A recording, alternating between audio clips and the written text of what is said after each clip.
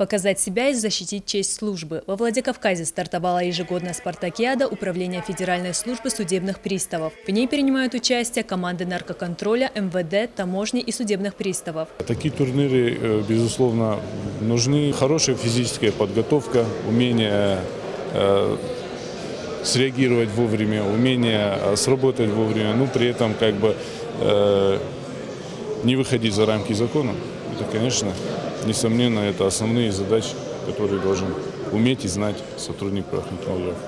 Турнир организовали 6 лет назад в честь первого судебного пристава Северной Осетии Алексея Тимираева. На торжественном открытии присутствовали представители фамилии. Участие в спартакиаде позволяет сотрудникам ведомств проявить себя как спортсменам.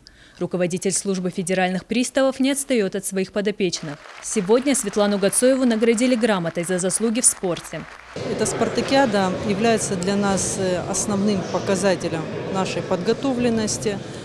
Здесь мы можем посмотреть и перспективных спортсменов, и в дальнейшем уже мы начинаем направлять на иные всероссийские соревнования.